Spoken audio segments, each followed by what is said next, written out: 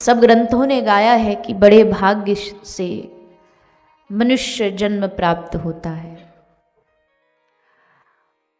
और फिर उस मनुष्य देह में भी सनातन धर्म, भारत भूमि और उसमें भी भगवान की कथा सुनने को मिल जाए तो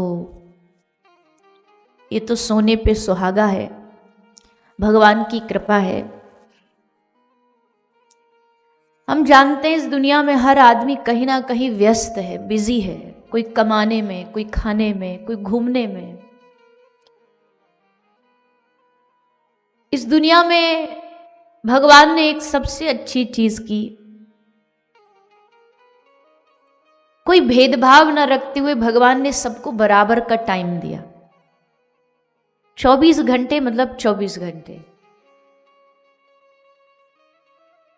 अमेरिका में रहने वाले के पास भी 24 घंटे, हमारे पास भी, भारत में भी, अमीर के पास भी, गरीब के पास भी, हिंदू के पास भी, क्रिश्चियन के पास, सबके पास 24 घंटे।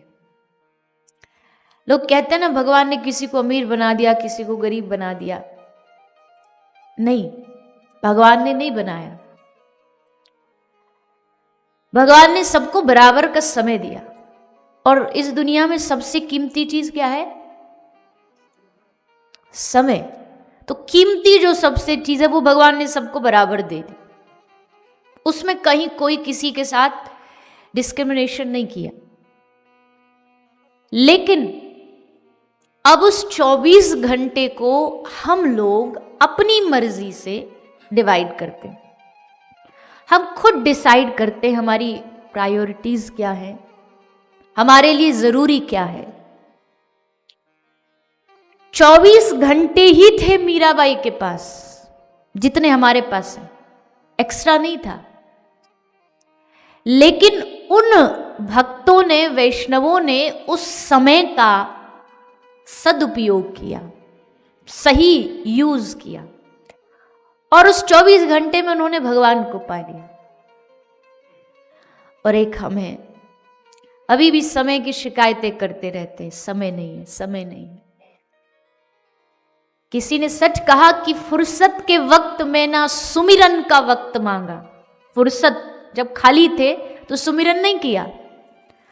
फुर्सत के वक्त में ना सुमिरन का वक्त मांगा, उस वक्त मांगा जब वक्त तंग आया, जब समय बचा नहीं, जीवन गुजर गया तो जीने का ढंग आया। सम्मा बुझ गई तो महफिल में रंग आया। मन की मशीनरी ने तब ठीक चलना सीखा जब बूढ़े तन के हर एक पुर्जे में जंग आया। मन की मशीनरी ने ठीक चलना तब सीखा जब शरीर का हर अंग अंग ढीला हो गया। आयु ने नत्था सिंह जब हथियार फेंक डाले, तब यमराज फौज लेके करने को जंग आया। फुर्सत के वक्त में ना सुमिरन का वक्त मांगा, उस वक्त मांगा जब वक्त तंग आया। इसलिए धन्य आप लोग, हम लोग, सब लोग जो भी अपने समय को थोड़ा भी भगवान में लगा पा रहा है, दे पा रहा है। क्योंकि भैया जीवन में ध्यान रखिएगा, अगर ये समय ईश्वर ने दिया है, भगवान ने दिया है, अगर वो दे सकता है तो वो ले भी सकता है।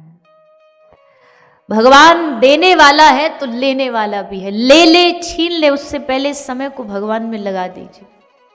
इस शरीर को, इस तन को भगवान में लगा दीजिए। इस मन को भगवान में लगा लीजिए। क्योंकि इस तन की गति भी तभी है जब ये भगवान की सेवा करेगा। इस मन की गति भी तभी है जब ये भगवान की सेवा करेगा। वरना तो ये शरीर, ध्यान रखिएगा, ये शरीर केवल आपको आपके परिवार के लिए नहीं मिला है। ठीक है, भगवान ने हमको ग्रस्त में भेजा, हमारा काम है परिवार का पालन पोषण करना है, पर परिवार थोड़ी ना साथ जाएगा, बच्चे थोड़ी ना साथ जाएंगे, घर थोड़ी ना हमारे साथ जाएगा, पैसा थोड़ी ना हमारे साथ जाएगा। सब रिश्ते छूट जाएंगे, सब रिश्ते छूट जाएंगे। बचेगा तो बस एक ही रिश्ता, त्वमेव माता च पिता त्वमेव, त्वमेव बंधुश्च सखा त्वमेव, त्वमेव विद्या च द्रविणम त्वमेव त्वमेव सर्वम मम देव देवा। तुम मेरे सब कुछ हो हे प्रभु, तुमसे कोई एक रिश्ता नहीं है मेरा, तुमसे कोई एक नाता नहीं है मेरा। हम हमेशा जिनसे संसार में हमारा एक रिश्ता होता है, बेटा हमारा बेटा ही है, वो बाप नहीं बन सकता। हमारा उससे एक रिश्ता है, पर बेटे को हम दिन में 10 बार याद कर लेते हैं। अगर वो कोई दूसरी शहर में यूनिवर्सिटी में पढ़ रहा हो, कुछ अच्छा बनाते हैं तो उसकी याद आती है, काश वो होता, उससे खिला देते। दोस्तों को याद कर लेते हैं जिनसे एक रिश्ता है, पर ठाकुर जी से कितने रिश्ते हैं। तेरे मेरे नाते अनेक, तुझसे मेरा एक नाता नहीं है, तुझसे मेरा एक रिश्ता नहीं है, तुझसे मेरे हर रिश्ते हैं। तू मेरा माँ है, तू मेरा पिता है, तू मेरा भाई है, तुम मेरे सखा हो, तुम मेरे स्वामी हो, हर कुछ हो तुम मेरे। अगर तुम मेरे सबको, और ये रिश्ते भगवान ने नहीं दिए हमें, भगवान ने तो बस इतना कहा ममैव अंश जीव लोके, तुम मेरे हो, तुम मेरे अंश हो। पर हमने कहा नहीं प्रभु, आप मेरे सब कुछ हो। द्रविणम, मेरा धन भी तुम हो, मेरा धन तुम हो, मेरा पैसा तुम हो, मेरा परिवार तुम हो। इतने रिश्ते बनाने के बाद भी अगर हम उसे याद न करें, अगर हम उसे भुला बैठे, तो भगवान को कितना दुख लगता होगा, कितनी पीड़ा होती होगी। भगवान चाहते हैं कि हम उनको याद करें, हम उनको सुमिरन करें। श्री ठाकुर जी हमारा जीवन बन जाए, भगवान हमारे प्राण बन जाए, रहे दुनिया में कहीं, पर मन उनके चरणों में अटक जाए। मेरा मन आप में अटक जाए, आपके चरणों में अटक जाए। चांद सा सलोना मुख, लटे घूंघराली हैं, चांद सा सलोना मुख,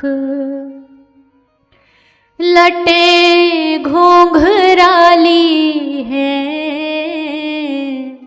भोए हैं कटीली आँखें, तिरछी कटारी है।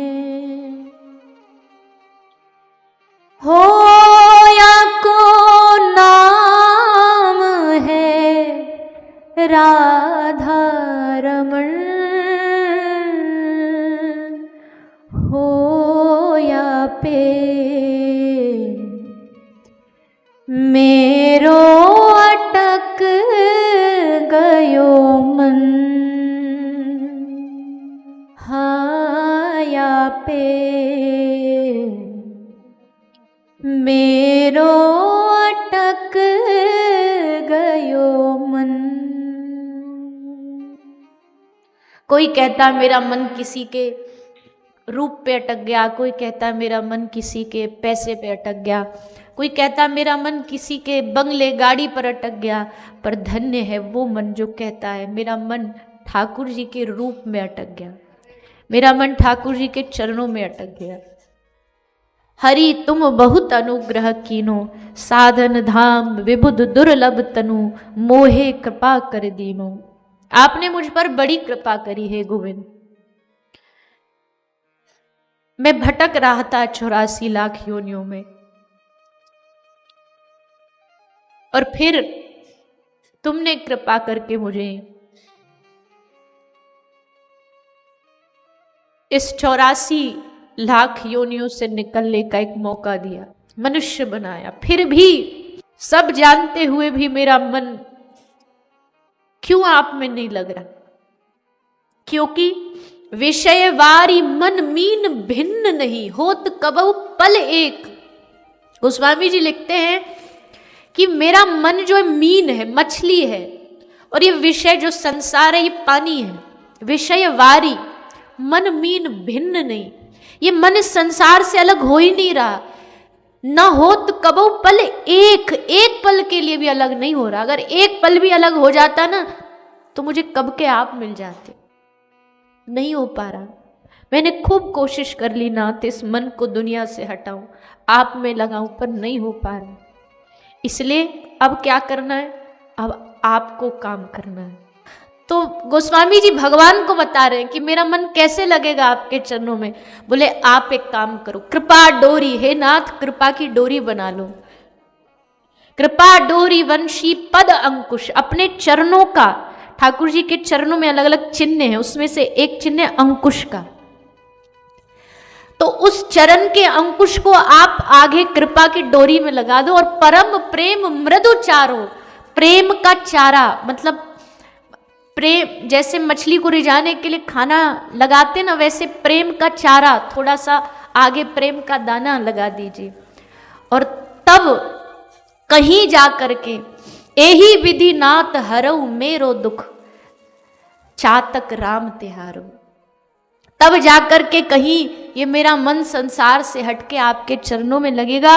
नहीं तो हे प्रभु, जैसे इतने जन्मों से भटकते आ रहे हैं, आगे भी भटकते ही रहेंगे। ये भटकाव तभी बंद हो सकता है जब आप अपनी ओर खींचोगे हमको, आप अपनी ओर बुलाओगे हमको। आपकी कृपा के भरोसे जीवन है। क्यों? क्योंकि जिन भक्तों ने आपको पाया वो सब प्रेम के बल पा सके आपको, पर हम में तो प्रेम नहीं है। जिन्होंने पाया भक्ति के भरोसे पा सके, हमें भक्ति भी नहीं है।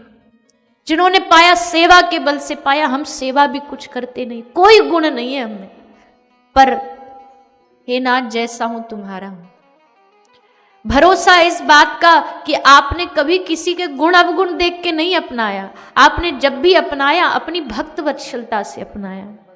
इसलिए अपनी भक्त वत्सलता इस दास पर भी लुटा दीजिए। हमें और कुछ नहीं चाहिए प्रभु, हमें बस इतना चाहिए, आप हमारे रोम रोम में बस जाओ, आप हमारे हृदय में अपना घर बना लो, आप हमारे जीवन बन जाओ, आप हमारे प्राण बन जाओ। श्री नरोत्तम दास ठाकुर कहते हैं, नाथ आप कौन हो हमारे? राधा कृष्ण प्राण मोरा, जुगल किशोर। राधा राधा राधा राधा राधा राधा राधा कृष्ण प्राण मोरा, जुगल किशोर। जीवने मरने गति आर नहीं मोर। मेरे जीवन की और कोई गति नहीं है, आप मेरे प्राण हो। और ऐसी कृपा करो, कालिंदीरे कूले केली कोदम्बेर वन, परम आनंद इनके नाम में है, परम आनंद इनकी कथा में है। गोपी कहती है, तब कथामृतम तप्त जीवनम, कवि विरीडितम कल्मषापहम, श्रवण मंगलम श्रीमदाततम, भुवि गृणन्ति ते भूरिदा जना। गोपी कहती है, हे नाथ आप नहीं आए तो हम प्राण त्याग देंगे, हम मर जाएंगे। बार बार यही बात कह रही है, हम प्राण त्याग देंगे। बंशी ने पूछा, मुरली ने पूछा, गोपी तू घंटे भर से कह रही हम मर जाएंगी, हम मर जाएंगी, ये अभी तक तो तू जिंदा है, क्या ये सब दिखावे की बातें हैं? अब तक तू मरी क्यों नहीं? तो गोपी कहती है, तब कथामृतम तप्त जीवनम, मैं मर तो कब की जाती, पर हे श्याम सुंदर तुम्हारी कथा ने मुझे अब तक जिंदा रखा। तब कथामृतम, क्योंकि जब तुम नहीं होते तो तुम्हारी कथा होती।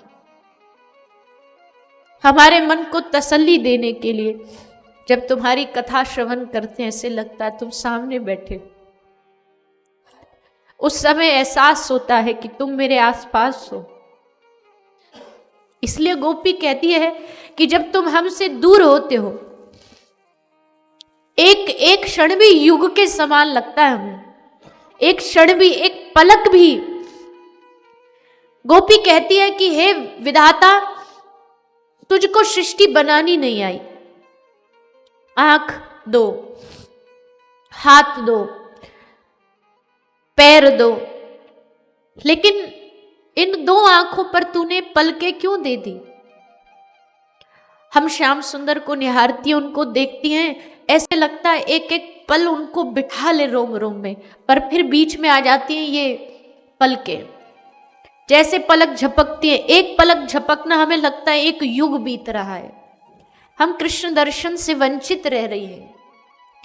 इसलिए गोपी कहती है अगली बार मैं दुनिया, श्री राधा रानी से कहती है स्वामी जी अगली बार इस ब्रह्मा को गद्दी से हटाएंगे और हम सृष्टि बनाएंगे, हम सृष्टि का सृजन करेंगे, हमारी सृष्टि अलग होगी। क्या अलग होगी? बोले रोम रोम प्रति नयन बनाओ, हम रोम रोम में आंखें बना देंगे, हर रोम देखेगा कृष्ण को, हर रोम से हम कृष्ण की माधुरी का रस पान करेंगे, हम नई सृष्टि बनाएंगे। ये है गोपियां। भैया नारद जी भी हार गए। जब नारद जी से पूछा ना कि भक्ति करो तो कैसी, नारद जी ने कहा यथा ब्रज गोपिका नम, इन गोपियों जैसा प्रेम आज तक किसी ने किया नहीं। इनके चरणों की माटी लेके मैं नारद दिन रात माथे पे लगाता हूँ। क्यों? क्योंकि इनको कृष्ण के अलावा ना कुछ सुनाई देता है, ना दिखाई देता है। ये खाती है तो भी कृष्ण नाम, ये सुनती है तो भी कृष्ण नाम। हर जगह जित देखूं तित श्याम ही दिखे, ये जहां देखती है इनको हर जगह कृष्ण नजर आता है और कुछ दिखता ही नहीं कृष्ण के अलावा। गोपी जा रही है मथुरा में दधी बेचने, विक्रेतु कामा खिल गोप कन्या, मुरारी पादार्पित चित्तवृत्ति, दद्यादिकम मोह वशाद वोचत गोविंद दामोदर माधवेति। बेचने जा रही है, माखन माखन माखन ले लो, माखन ले लो। भूल गई क्योंकि मन में कृष्ण बैठा है तो चिल्ला रही है माधव ले लो, माधव ले लो, कृष्ण ले लो, गोविंद ले लो। दूसरी सखी ने बोला तू पागल हो गई है, कृष्ण को बेच रही है, दिखा कहाँ है तेरे मटके में कृष्ण। और जैसे उसने कपड़ा हटा के मटका दिखाया तो दूसरी गोपी को उस माखन में कृष्ण बांसुरी बजाता नजर आया। क्योंकि रोम रोम में कृष्ण बैठा है ना, आंखों में कृष्ण में। अब जिसकी आंख में मोतियाबिंद हो, कैटरैक्ट हो, उसको कहीं भी दुनिया में देखो उसको एक बिंदु दिखाई देगी। तो जिसके आंख में ही कृष्ण बैठा उसको हर जगह कृष्ण दिखाई दे। गोपी को भंवरे में, भागवत जी में एक गीत आता भ्रमर गीत, भ्रमर गीत में एक भंवरा आता है, भौरा आकर के श्री राधा रानी के चरणों पे बैठ जाता है। और जब राधा रानी के चरणों में बैठता तो उस समय कृष्ण मथुरा चले गए थे, उद्धव जी संदेश लेके आए हैं। भंवरा ऐसे ऐसे घूम रहा है राधा रानी के चारों ओर। तभी राधा रानी कहती है उस भंवरे को, खबरदार मेरे पास आया तो। क्यों? मुझे पता है तू कृष्ण का यार है, तुझे कृष्ण ने भेजा है ना, तू कृष्ण का दूत है ना, बोल। उद्धव ने पूछा तुमको कैसे पता है कृष्ण का यार है, कृष्ण का दूत है? बोले कृष्ण भी काला, ये भी काला। और उद्धव जी से कहती है उद्धव सब कारे आजमाए, हमने सब कालों को आजमा के देख लिया, ये सब एक जैसे होते, धोखेबाज, निष्ठुर, पत्थर दिल होते। उद्धव सब कारे आजमाए, क्या बिगाड़ा था हमने कृष्ण को? उद्धव हम जीती उसके लिए थी, हमारी सुबह उसका मुख देख करके होती थी। हमसे कह करके गया कि गोपी परसों वापस आ जाऊंगा। इस एक शब्द ने हमें अब तक जीने का साहस दे रखा है। हम जीती इस भरोसे पे, पता नहीं किस दिन आ जाए कृष्ण, और जिस दिन आ जाएगा उस दिन उसे हम ना मिलेंगी तो उसको कितना दुख होगा, इसलिए उसके लिए जीती है। कब कृष्ण लौट आए पता नहीं। पेड़ का पत्ता भी हिलता है तो लगता है कि हमारे श्याम सुंदर आ। उद्धव जी कहते हैं अगर गोपी तुमको इतना ही विरह सता रहा, इतनी तुम तड़प रही हो तो एक काम करो, मैं तुम्हें एक मंत्र देता हूं, उस मंत्र से ध्यान करो और मन को भगवान के चरणों में लगा दो। गोपी कहती है उद्धव तू पढ़ तो लिया, तूने पोथी पढ़ ली, तू पंडित बन गया, तूने वेद पढ़ लिए, पर उद्धव तुझको किसकी वेदना पढ़नी नहीं आई, पीड़ा पढ़नी नहीं आई। उद्धव मत आइयो समझाने, जाको कांटो लगे सोई जाने। जिसके कांटा लगता है ना उसी को पता है दर्द कैसा होता है, तू क्या जाने। उधो मन ना भय 10-20, एक हतो सो गयो श्याम संग को आराधे ईश। उधो मन एक ही होता है, 10-20 नहीं होते। एक था श्याम सुंदर के साथ चला गया। कौन सा ईश्वर, कौन सा भगवान? हमारा तो भगवान भी कृष्ण है, हमारा सखा भी कृष्ण है, हमारा प्रियतम भी कृष्ण, हमारा बेटा भी कृष्ण है। अब हमारे दिल में जगह भगवान के लिए तो है ही नहीं। उद्धव ने देखा कि ये समझने वाली नहीं है। भंवरे को कहती है खबरदार मेरे पैर में बैठा तो। भागवत में भ्रमर गीत बड़ा सुंदर है। मधुप के तप बंधो, मधुप हे मधुप में जा। दुनिया भागवत जी में जितने गीत हैं सब किस किस ने गाए, पर भ्रमर गीत राधा रानी ने गाया। तू जा यहां से, पैरों में पड़ के माफी मांग रहा है। हमें पता है कृष्ण की हिम्मत नहीं हमें मुंह दिखाने की, से तुझे भेज दिया कि जाके गोपी से माफी मांग। जा कह दे अपने यार को हम माफ करने वाली नहीं है, और कह दे उसको दोबारा आए नहीं इस ब्रज में। इतने में भंवरा उड़ गया, और जैसे उड़ा तो घबरा गई गोपियां, कहीं इसने सचमुच जाके कृष्ण से कह दिया तो, और कृष्ण नहीं आए तो। सारी गोपी रोने लगी।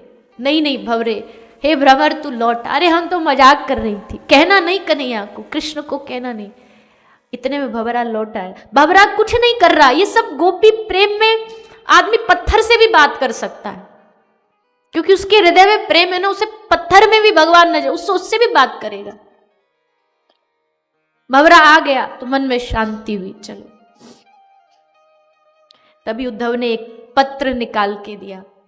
गोपी तुम्हारे लिए कृष्ण एक पत्र भेजा, लो पढ़ो। जैसे गोपी ने देखा पत्र भेजा, सब टूट पड़ी उस पत्र पर। संदेश को लेके सबने उस कागज के टुकड़े टुकड़े कर दिए। एक टुकड़ा लेके कोई ऐसे लगा के बैठी है, कोई आंखों से लगा के बैठी है। उद्धव ने कहा तुम पागल हो क्या? अरे कम से कम एक बार पत्र पढ़ तो लेती, फिर फाड़ लेती। पढ़ना तो जरूरी था। गोपी ने हंसते कहा उद्धव पत्र तू पढ़ ले, क्योंकि हमने कृष्ण को पढ़ लिया है। अब हमें पत्र पढ़ने की जरूरत नहीं है, क्योंकि हमने कृष्ण को पढ़ लिया है। उद्धव ने कहा तुमको कोई पत्र लिखना है, कृष्ण को भेजना है? राधा रानी बोली हाँ मैं भेजूंगी। राधा रानी ने एक कागज और कलम लिया और उसको लिख रही, लिखती जा रही। पत्र लेके उद्धव को दिया। बोले उद्धव कृष्ण को दे दे। गोपी ने कहा दे दे। उद्धव ने सोचा एक बार मैं भी तो देखो क्या है। पत्र खोला। पत्र खोलते पहली लाइन लिखी थी, हे प्रिय राधे कैसी हो तुम। पत्र कौन लिख रहा है? राधा रानी। नाम क्या लिखा है?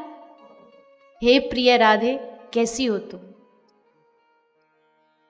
उद्धव ने कहा ये क्या है? गोपी से पूछा ये क्या है? अपने आप को कौन पत्र लिखता है? गोपी ने कहा उद्धव तू नहीं समझेगा, ये प्रेम है। प्रेम में डूबते डूबते श्री राधा रानी अपना अस्तित्व भूल जाती थी। कृष्ण को याद करती करती करती करती वो खुद कृष्ण बन जाती थी। उनको लगता मैं कृष्ण और मैं राधा रानी को पुकार रहा हूं, इसलिए राधा होकर के भी उन्होंने अपने ही आप को कृष्ण समझ के राधा रानी को पत्र लिखा। ये प्रेम है, ये प्रेम है। प्रेम क्या है कोई शब्दों में क्या बताए। लोग कहते हैं श्री ठाकुर जी ये प्रेम हम नहीं मानते। प्रेम में इतनी ताकत है। जब ठाकुर जी द्वारिका रहते थे ना, तो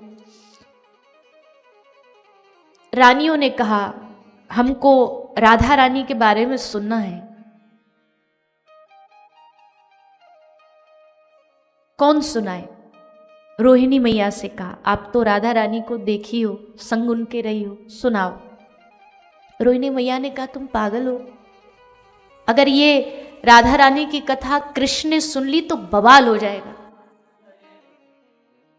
रानियों ने कहा सुना दो, चिंता मत करो, हम सुनने ही नहीं देंगे। वो कहाँ सभा में बैठे, कहाँ हम थोड़ी ना सुन पाएंगे। रोहिणी मैया ने कहा, रे बाबरियो, जानती हो राधा नाम क्या है? तुम यहां सभा और यहां तक की बात करती हो, इस दुनिया में पूरे ब्रह्मांड में जहां भी कोई बैठ के बोलेगा ना राधा, श्री राधा बोलेगा यहां धरती पर, और वहां गोलोक में बैठे कृष्ण की दिल की धड़कने लगेंगी। ये किसी ने राधा बोला, कैसे रोक पाओगी? कृष्ण बोला, हम रोक लेंगे, हम रोक लेंगे। सुभद्रा जी को खड़ा कर दिया, तू खड़ी हो जा बाहर, तेरा भाई आए तो रोक देना। और फिर शुरू हुई राधा रानी की कथा। रोहिणी मैया कहती है, गांव था बरसाना, उसकी वृषभानु जी की एक लाली थी जिसका नाम था राधा।